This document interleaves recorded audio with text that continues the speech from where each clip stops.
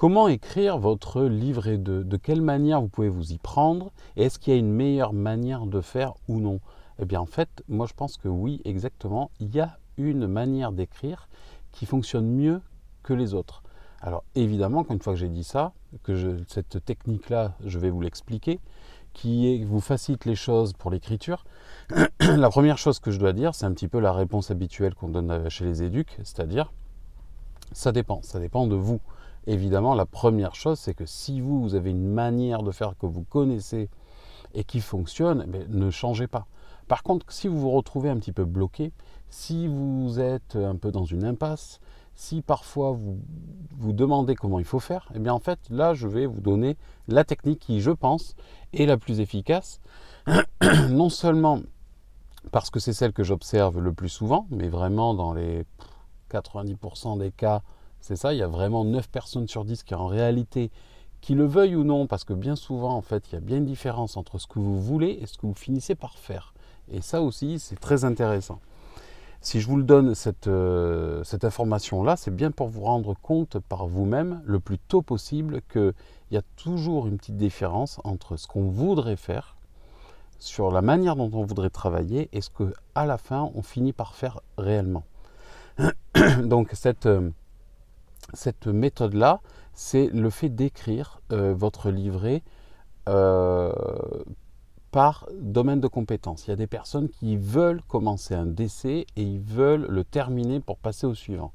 C'est à mon avis une grosse erreur parce qu'en fait, ça vous pose deux problèmes. Le premier problème, c'est que vous êtes que sur un sujet, d'accord, et vous pouvez très vite saturer, vous pouvez vous retrouver bloqué. Et vu que vous ne vous autorisez pas à travailler autre chose, vous restez là, encrouté là, sur un sujet, ça vous fige pendant un long moment et c'est très dur de vous débloquer et de passer à autre chose et de terminer le décès pour après poursuivre les autres décès. L'autre problème que ça suscite, c'est que en réalité, une fois que vous écrivez un domaine de compétences, vous ne pouvez pas tellement faire de lien avec d'autres, puisque sur les autres domaines de compétences, vous n'avez pas commencé à travailler. Donc c'est ça l'intérêt, et c'est ça qui se passe, ce que je propose souvent aux personnes que j'accompagne, c'est le fait de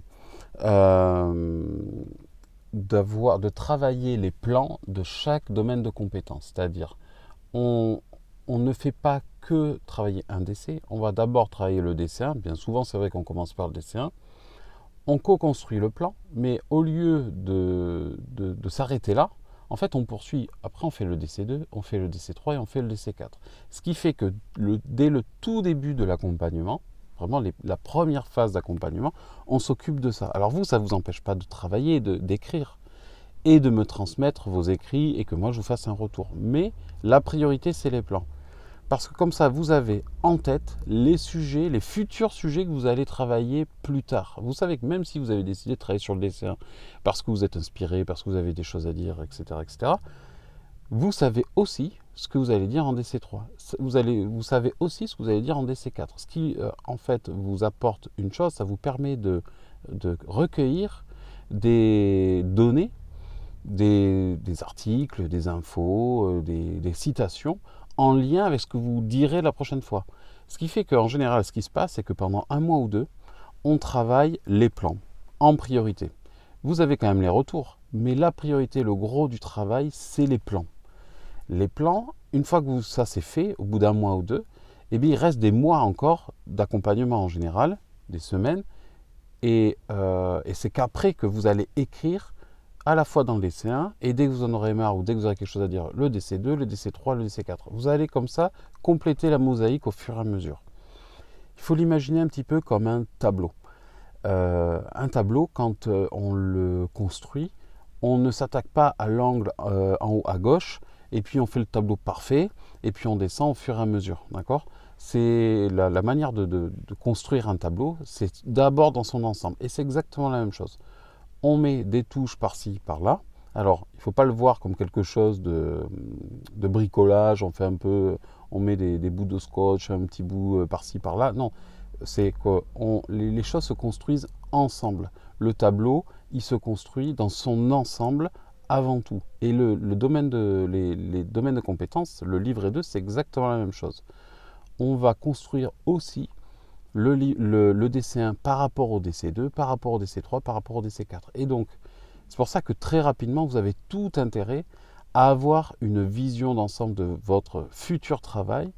Et il n'y a que les plans qui vous apportent ça. Il n'y a vraiment que les plans. D'ailleurs, je le dis à chaque fois et je vous le dis ici, encore une fois, ne commencez pas à écrire du texte, mais vraiment sous forme de texte, avec des longues phrases, des paragraphes, si vous n'avez pas composé un plan. C'est en réalité, vous pensez gagner du temps, vous en perdez. C'est paradoxal, je le sais bien, mais vous allez voir que si vous n'avez pas une vision d'ensemble de votre écrit, vous allez écrire des choses, mais vous ne pourrez jamais le rattacher parce que ça va flotter dans le néant. Et après, vous allez devoir faire un effort pas possible pour pouvoir accrocher des bouts de choses que vous avez écrites. Alors que quand vous avez d'abord construit la structure, le squelette, bien après, il suffit d'habiller. C'est exactement ce que je fais en accompagnement. On fait d'abord le plan. Donc ce sont des titres, des sous-titres, et sous chaque sous-titre, on vient détailler, par tirer, ce qu'on va y mettre, les sujets qu'on va aborder, vraiment tout le détail, vraiment tout ce qui est hyper détaillé. Ce qui fait que vous remplacez chaque petit tiré par, là à ce moment-là, là vous faites des phrases. Vous faites des phrases, des petits paragraphes. Et quand vous remplacez chaque petit tiré, mais ça vous compose votre long paragraphe, qui est en fait sous votre sous-titre. Et si vous faites ça pour tout, au fur et à mesure, eh bien, ça vous permet de finaliser votre écrit. C'est terminé. Il faut vous dire que c'est comme un remplissage. Une fois qu'on a fait la grille, après, il suffit de colorier d'une certaine manière. Vous savez exactement ce que vous avez vécu, ce que vous avez à dire, ce que vous avez à en dire des choses, ce que vous avez ressenti, votre questionnement, vos hypothèses. Et donc, vous pouvez aussi poser après votre diagnostic. Mais tout ça est organisé dans un ensemble. Parce que souvent, quand vous n'avez pas déterminé le squelette, eh bien, vous savez que vous avez des choses à dire. Et évidemment que vous avez des choses à dire parce que vous avez les compétences, vous avez l'expérience. Mais c'est juste cette organisation-là que vous n'avez pas trop l'habitude de faire parce qu'on n'a pas l'habitude dans notre métier. On va avoir l'habitude d'écrire des rapports, des bilans, des projets personnalisés, mais pas des VAE et pas des livrets 2. Et le sujet, c'est plus les personnes qu'on accompagne. Le livret 2, le sujet, c'est vous. Le sujet, ce sont vos compétences. C'est ça avant tout le sujet. Est-ce que le candidat que vous êtes sait bien faire apparaître ses compétences? Si oui, alors vous validez. Et si vous avez parlé d'un peu tout de manière désorganisée, vous validerez moins souvent parce que les compétences seront moins évidentes. Donc mon conseil vraiment ultime, mon dernier conseil pour résumer tout ça, c'est travailler d'abord les plans, les 4 plans ou les 3 plans suivant votre organisation de livret 2, et après vous travaillez à ce remplissage de plans. Mais parce que le plan doit être avant tout détaillé. C'est pour ça que le plan, il ne faut pas croire, le plan c'est le plus gros du travail. Je vais vraiment, pour encore enfoncer le clou et illustrer ça, c'est ce que, il y a une expression que j'ai déjà peut-être dite sur la chaîne, mais je vais la répéter là. Je ne sais plus qui disait, donnez-moi 3 heures pour abattre un arbre et j'en passerai 2 à affûter ma lame. C'est exactement ça. Le plan, c'est ce qui va vous faire gagner du temps, c'est ce qui va vous faciliter le travail, c'est ce qui va rendre vraiment votre VAE, votre écriture de livret 2 agréable. Le plan, c'est ce qui va vous permettre de gagner du temps. Je ne sais plus comment vous le dire, mais vraiment, c'est la première chose. C'est ça qui est difficile aussi à faire. Et vous avez, d'une certaine manière, en tout cas, ceux que j'accompagne, je pense qu'ils ont de la chance. Moi, c'est exactement ce que j'adore faire. Mes écrits, ça a toujours été un long travail de plan, d'écriture de plan. Et après, j'ai souvent un peu... parce que le colorier, ça m'a toujours embêté aussi. C'est exactement ça. J'adore le dessin, mais j'aime pas colorier. Voilà. Pour le livret 2, il faut faire ça. On est obligé d'en passer par là. Et je suis passé aussi par là dans d'autres... j'ai pas fait de VAE, mais du coup, j'ai fait la formation voie directe. C'est exactement la même chose. Il y a toujours ce principe-là. Pour passer un examen, pour avoir un diplôme, il faut faire cet effort en plus.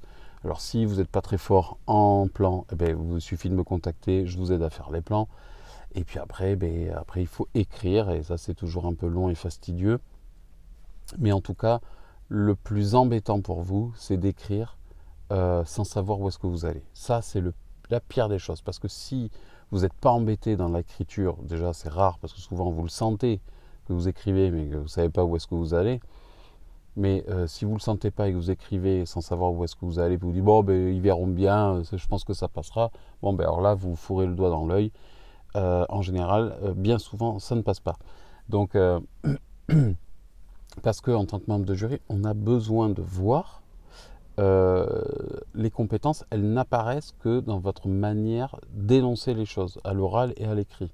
À partir du moment où c'est bien énoncé, comme par hasard, c'est souvent bien organisé.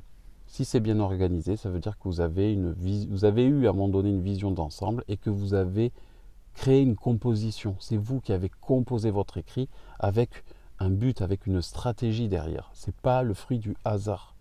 C'est un petit peu, on revient sur l'arc narratif dans les romans, dans les histoires, dans les films. Il y a toujours une structure, c'est ce qui fait que ça fonctionne. Et c'est exactement la même chose pour vous. Donc, pour ne pas vous bloquer, pour vous débloquer justement dans l'écriture de la VAE, eh bien, je vous conseille d'abord structurer et d'écrire sur tous les sujets presque à la fois. Vraiment, ne pensez pas que vous allez parler de ce sujet, le terminer et puis passer au suivant, le terminer et le passer au suivant, le terminer. Ça marche pas très souvent. Voilà. Alors, si vous avez cette manière de faire, que vous êtes habitué, qu'il n'y a que ça qui fonctionne, ben faites-le. Mais si vous pataugez dans la choucroute là en ce moment, dites-vous que c'est peut-être ça qui bloque. Voilà. Parlez de tout, travaillez là où vous pouvez travailler. Si vous avez un blocage, ben vous vous arrêtez, vous passez à autre chose. Et vous ne perdez pas de temps. Vous continuez à avancer. Ça vous fait gagner du temps sur le long terme, ça, parce que la VAE, c'est un petit marathon. Il faut tenir à distance, quoi. Voilà. Bon, j'espère que ce long conseil de 12 minutes vous aura quand même servi. Merci à ceux qui sont restés jusqu'au bout. Si vous voulez plus d'infos, si vous voulez des aides, tout est en description. Il y a mon mail pour m'écrire, vous pouvez prendre rendez-vous. Il y a toutes les aides méthodologiques. Il y a l'abonnement qui, à mon avis, est la mine d'or de cette plateforme. Et puis, évidemment, il y a l'accompagnement individuel et collectif si vous voulez. Allez, je vous souhaite une bonne journée. Je vous dis à bientôt.